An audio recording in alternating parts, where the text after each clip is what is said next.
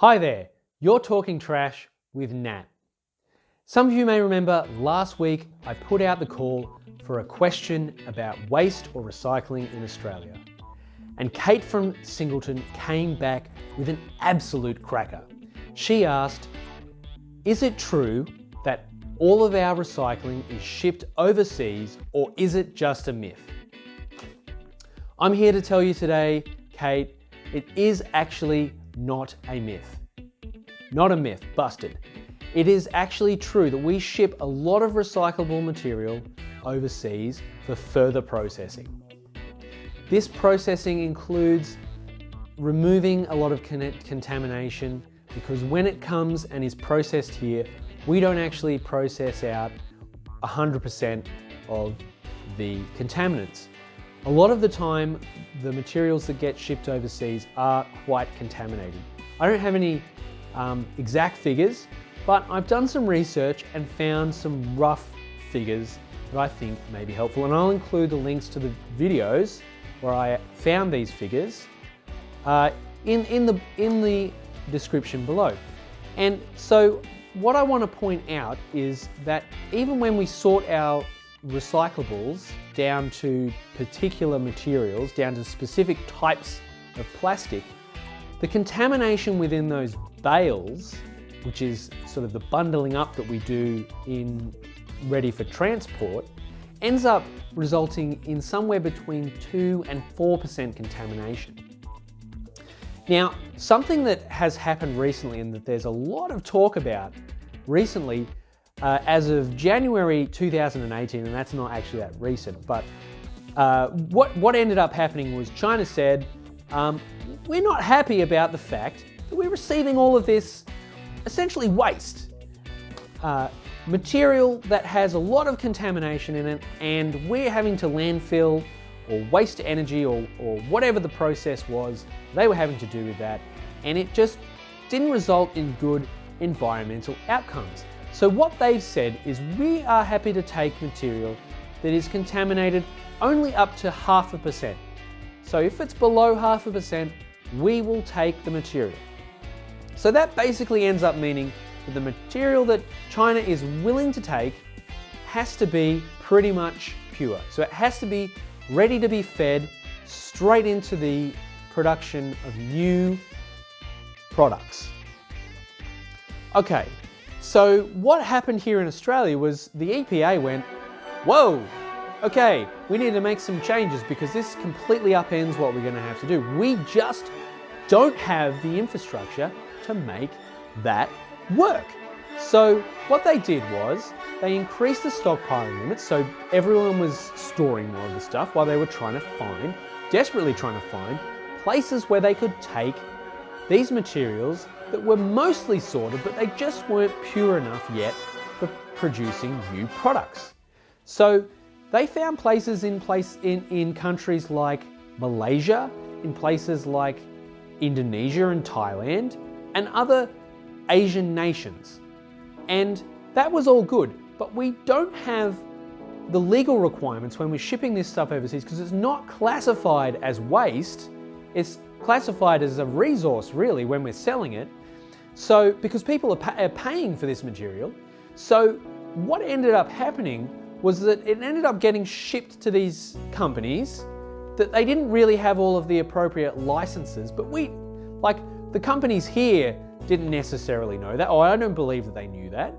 And because these are big companies, they're not like little tiny, dodgy operators. These are big multinational organizations who were taking waste and shipping it places, and some of it, a small proportion I believe, ended up being processed by people who really shouldn't have been processing it.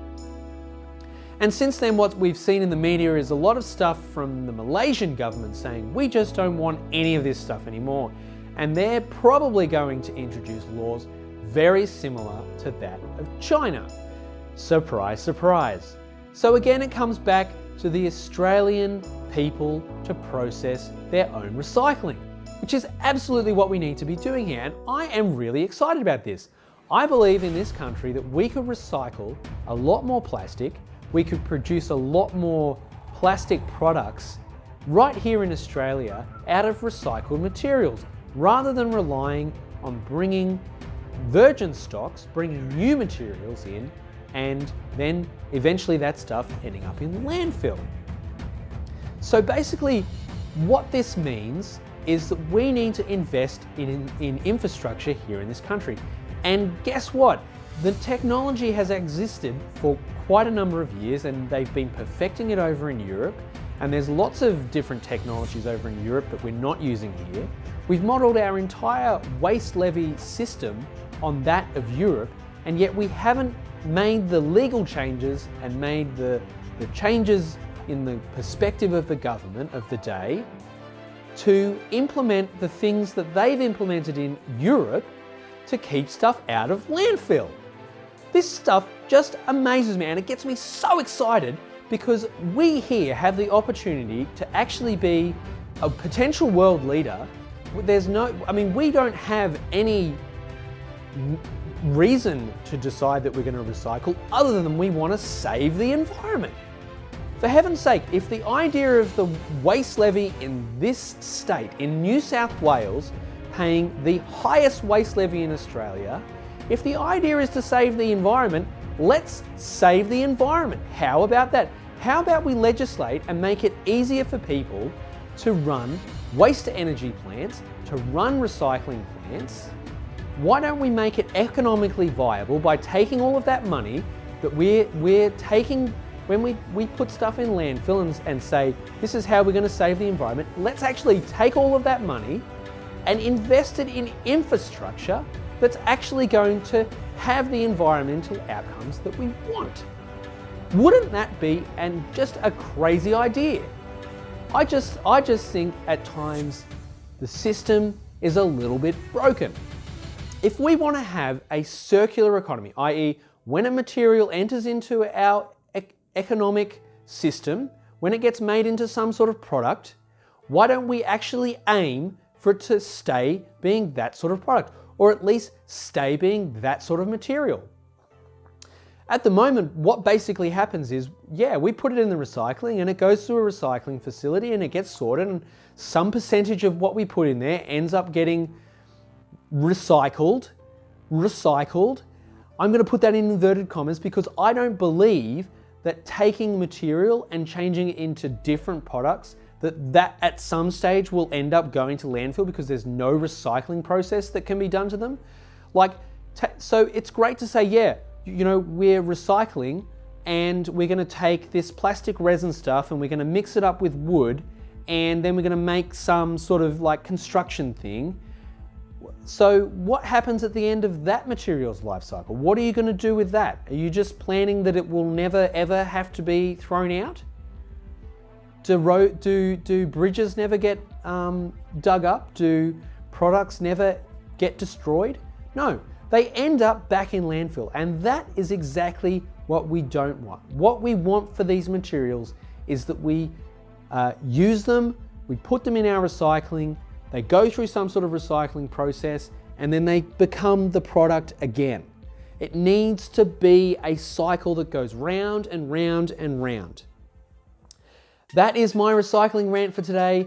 Guys, I hope you've enjoyed it. I hope I have imparted some knowledge and some wisdom and left you thinking about what is going on in the waste cycle. What is happening to your waste stream?